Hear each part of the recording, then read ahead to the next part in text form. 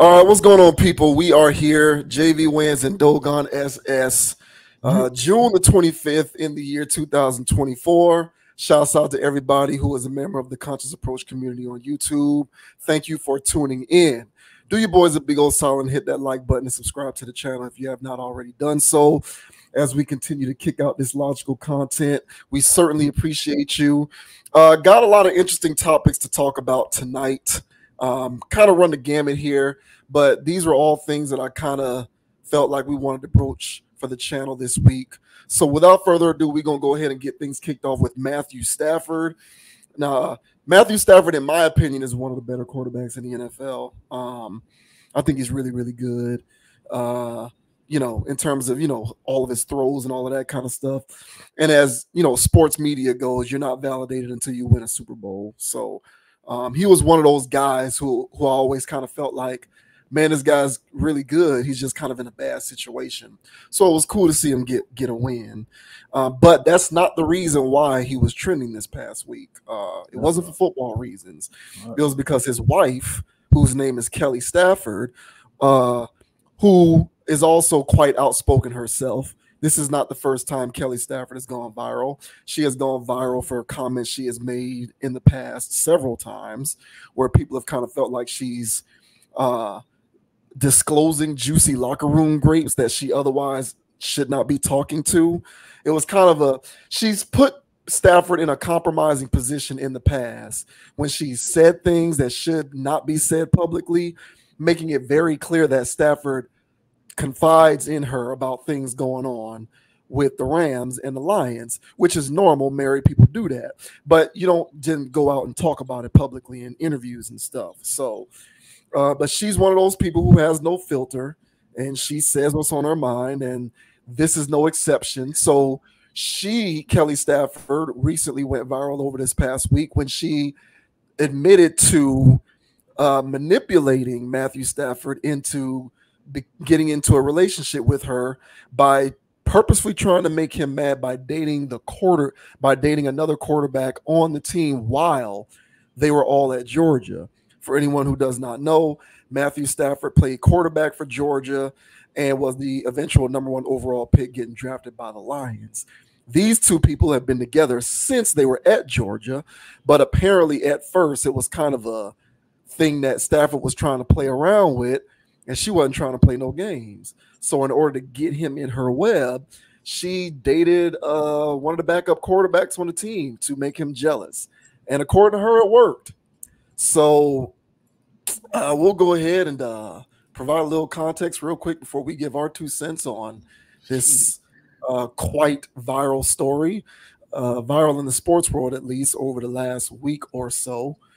So this says Matthew Stafford's wife, Kelly, is under fire for fooling around with another Georgia quarterback. If you're looking for a sign that the NFL season is near, look no further than Matthew Stafford's firecracker wife, Kelly. It's like the bat signal with her when she makes her way onto your Twitter timeline because she inevitably said or did something that pissed people off. Kickoff is right around the corner. Kelly Stafford and drama are the most perfect combo in the history of time, like PB&J, fries and ketchup, Angel Reese and pettiness, Biden and incoherent sentences. They all work together beautifully, and Kelly Stafford deserves to be on that list. Anyway, right on cue, on an otherwise slow day in the NFL, Kelly is currently going viral because she went on some podcast and said she dated Matt Stafford's backup at Georgia just to make him jealous. So I think I have one of these queued up. Yeah, it's further down.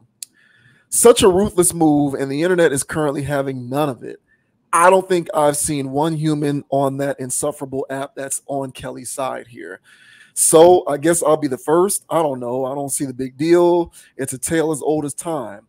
Is it sort of a scumbag move? Sure, but kids are by nature scumbags. You were a scumbag in college. I was a scumbag in college.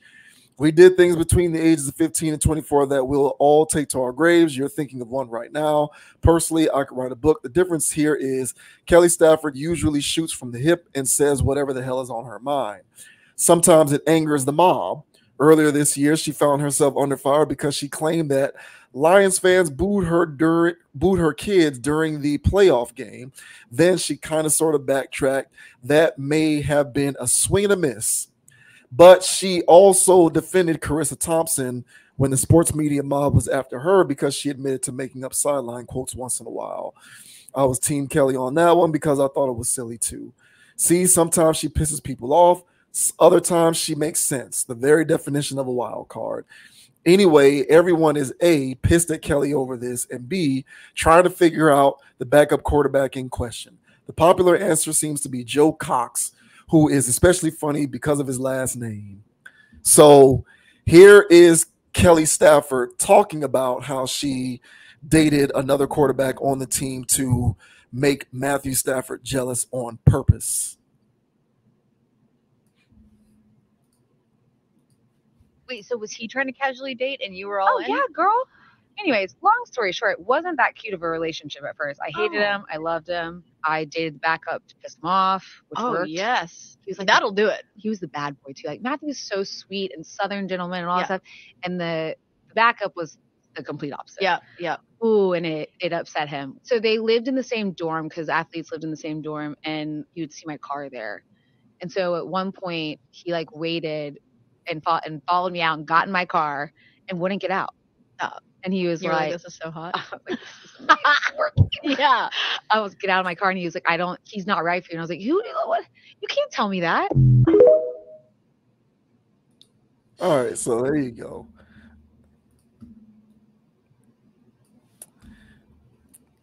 All right, so this article goes on to say, now Joe Cox could certainly be the Coxman, but there's also the theory that it was actually Logan Gray. Not nearly as much fun, but if Joe's wife is adamant that her future husband didn't fool around with Kelly Stafford during their years in Athens, we have to consider it. And then here's a Twitter post from someone else. Logan Gray is the unnamed backup quarterback that Kelly Stafford is referencing, having dated at UGA to make Matthew jealous, not Joe Cox. I don't personally care, but I knew Joe's wife in college, and she's a great lady.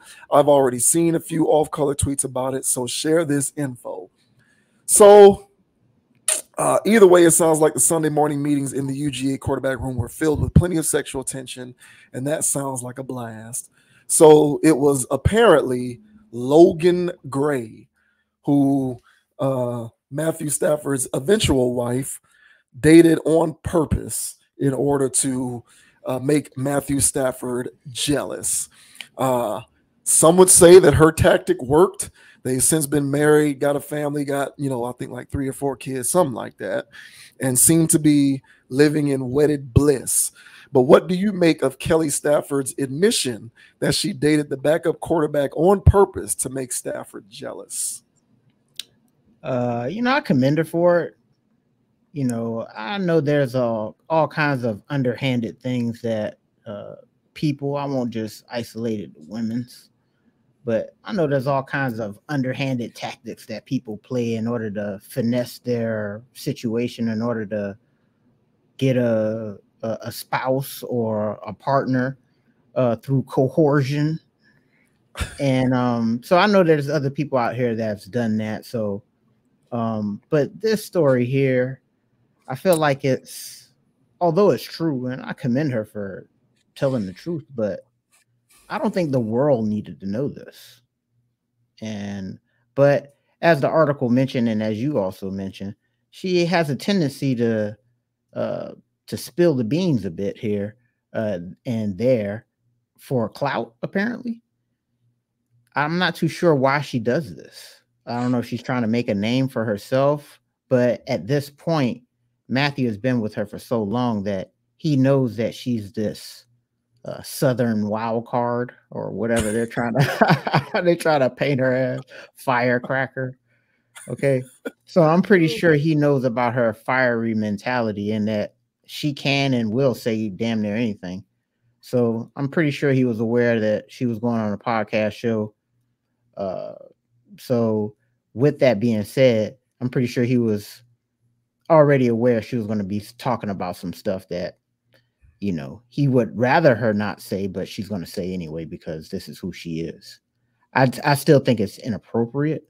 I feel as though that this is something that's best kept within the family, you know, or a small circle of friends. And if it happens to come out some other way, you can just, uh, deny or ignore. But to just come out and say it yourself, it brings unnecessary attention to your relationship, in my opinion. And because everybody else looked at it, much like myself, I would assume that hey man, college sweetheart, right? You know, cheerleader, ex-cheerleader, you know what I'm saying? He did it the American dream way. Yeah. Yeah, and then but then here she comes, you know, telling this cockamamie story that I don't want to say it taints their whatever, because they still have what they have, but I would still say that again, it just brings unnecessary attention, criticism, and eyes and eyeballs to y'all situation that it's not necessary. But that's just my initial thoughts. But what about yours, sir? What do you think about Matthew Stafford's wife being the wild card, dropping some tea on a podcast? It strikes me as attention-seeking behavior to admit that attention-seeking behavior is rooted in selfishness and narcissism, because you don't consider how your behaviors and actions are going to affect those that are involved in your story. So she seems to not consider those things when she talks like this publicly, thereby not considering how this is going to make her husband look. But she is a byproduct of accepted narcissistic behavior. That, we talk about that often. Narcissism and selfishness are behavioral traits that in the content space are rewarded richly. So she is incentivized to do these things because she is now living a part of this content space where it literally pays to indulge your narcissism for attention and gains. So from that standpoint, although it strikes me as attention-seeking behavior, I nevertheless am not surprised and therefore understand it, because people just don't consider that. People don't consider how stuff like this is going to affect other people. It's all about how this can best serve me, because attention is currency. But moreover, I will say this, beyond that, and this is going to be weird that I'm saying this, but I kind of respect it, honestly. And I respect it because it eventually led to something that I believe is desperately still needed, especially in this country, but I find eradicating faster and faster due to the rapidly changing sensibilities and value sets of our society, which is the presence of nuclear families. By all accounts, they appear to be happy. I'm going off of what I'm seeing here. I don't live in their house. I'm not trying to comment on the nature of their marriage necessarily, but she put these comments out there. Therefore, it's a public domain. We can go ahead and talk about it because it's trending for the channel. Otherwise, it's not like I'm a sleuth investigating what's going on. Are you sure about that? I'm pretty sure. I'm pretty sure. I'm not sitting around on the internet trying to investigate what's going on in Kelly Stafford and Matthew Stafford's household. So based upon what I've observed, they seem to be happy. They're raising kids that seem to be pretty well balanced enough, and they seem to be functioning as marriages ought to function.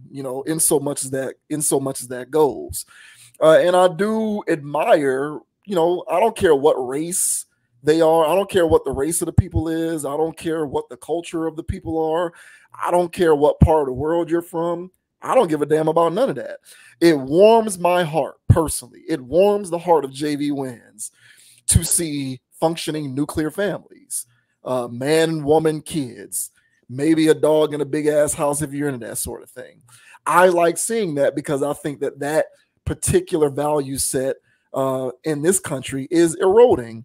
And, by hook or by crook, she had to resort to manipulative means in order to acquire that for herself. But it is what it is. Worse things have been done in the service of the greater good, I would imagine, throughout the history of human existence and in this country. People do a lot worse things in order to do what they think is the right thing to do. Now, whether that is actually the right thing to do is obviously up for debate. But be that as it may, I do think nuclear families are the best way to sort of cultivate a family structure still, even to this day, in my opinion. And they seem to be a well-functioning, well-oiled nuclear family of a machine. And I got to give them credit for that, despite my misgivings over what appears to me to be attention-seeking behavior in publicly talking about this story. So it's kind of a yin and yang situation for me. I think she's grabbing for attention, but like I said, she's rewarded for such behavior, as most people in her line of work, if you want to call it that, are. But I also do like nuclear families. I think that that's the way to go about doing things nowadays. So it's a catch-22 for me, but that's kind of how I look at it. She did what she had to do, and she secured it. Now, obviously, if things don't work out at some point in the future, there's going to be egg in her face, so long as he's not the reason why it shattered. But for now, I'm going to say she kind of did what she had to do. I mean, yeah. I mean, to me, I look at this, and again, I'm not trying to judge their love, but hey, man, she opened the door for this. But yeah, she secured it all right, and she secured a bag. Now, I'm sure there's some love there. You know, I'm not saying that she's faking the funk all the way, but I mean, he's still in the league and he's still getting those checks, and those endorsements are still rolling in. So that smile's still going to be grandiose. But we'll see what happens post retirement. So we'll do some post talk on this, see what run the numbers and see what happens. But right now, man, she played the right card. I mean, she really didn't want this other guy. Whether it was the Cox guy or this Logan guy, all right, she knew there wasn't Matt freaking Stafford. I mean, this guy was 5-star. I mean, coming into Georgia, I remember the first games. I mean, true freshman, just coming out there, going out there and playing, and the hype was real because he was anti-Georgia quarterback. You know, he was the guy that can actually throw, allegedly. And then he came out there firing it off. You know, I was impressed by his skill set, but you know, I still felt like something was missing from his game. But I agree with you with the whole Detroit thing. I was cheering for him there. It was just a bad setup, And he went to a functioning situation and he won in no time. So yeah, the guy's a baller. I already knew that, and she knew that. Yeah, so, she really did. Yeah, and she currently knows that. She's not messing up this bag. You know what I'm saying? This post-retirement lifestyle getting set up right now. So she's going to become a personality, I'm sure. In the engagement farming industry, as JJ Reddick calls it. Okay. But be that as it may, hey, more power to her, man. She secured the bag. Ladies, take notes.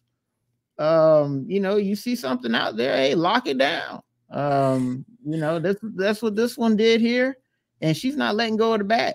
So well played, I guess. And but I'm sure again, Matt knows all of this. They've had conversations about this. They talked about this in circles of friends. She really doesn't think this is a big deal. But the thing is that it gets on stuff like this, and then it becomes a conversation amongst the internet. Right.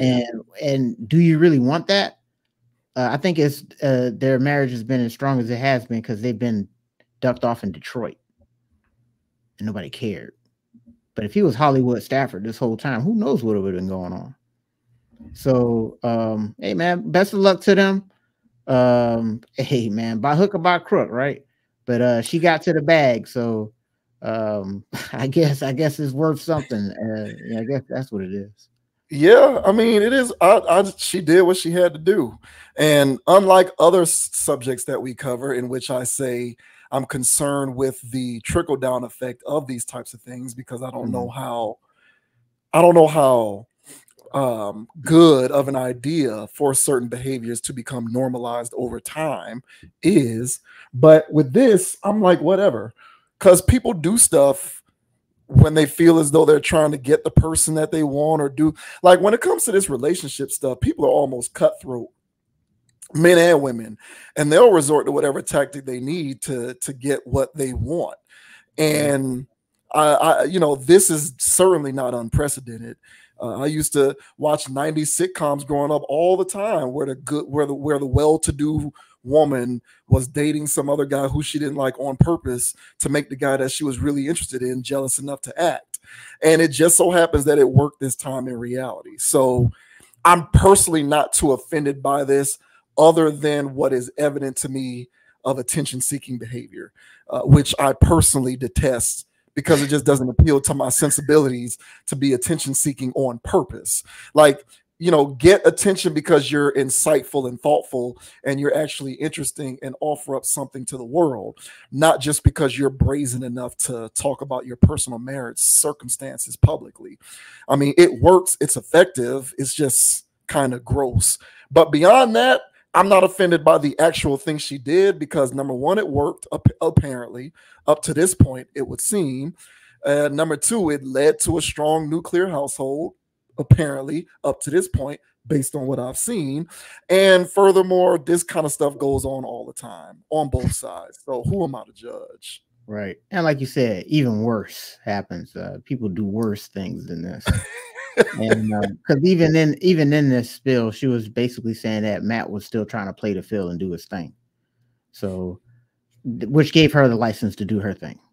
Yeah. So she just, you know, she played that card the way she needed to play it, and bro jumped for it. So, hey man, you know, worse has happened. Yeah, I agree, but I don't know, man. Keep this, keep this kind of thing sacred, man. Or you know, put this in your. I don't know. You know, you want to put this in a book. I guess you could put this in a book like years later. But yeah, man. You know, don't be out here podcasting, because honestly, bro, hey, look out. If she got she got a mic, she gonna tell us more. Yeah, exactly. That's the thing. There will be more. There will be more. Shout out to Marcus Dudley on the chat. Congrats to the Florida Panthers for not choking the 3-0 lead. Yeah, it was a bit nerve-wracking, but I will admit this one became, you know, like we was talking about this before we went on camera. This was the first hockey game that I actually watched start to finish. Man, it was entertaining as hell. So very much like Caitlin Clark, they kind of brought me in. So I'll probably watch more games next season. I'm not gonna lie. Yeah, I ain't gonna watch more games, but I'm gonna get more merch. I gotta get one of those inaugural jerseys, bro. I don't like the new jerseys. I gotta get one of the old school ones, man. The 90s one, things was tough. Yeah, but shout out to the Panthers. Yeah, shouts out to the Panthers, yo, for real.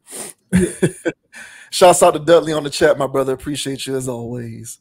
Yeah, and Kelly Stafford. Hey, sister, keep dropping the content. We'll cover it here at the Conscious Approach. Oh boy, clout's a hell of a drug, boy.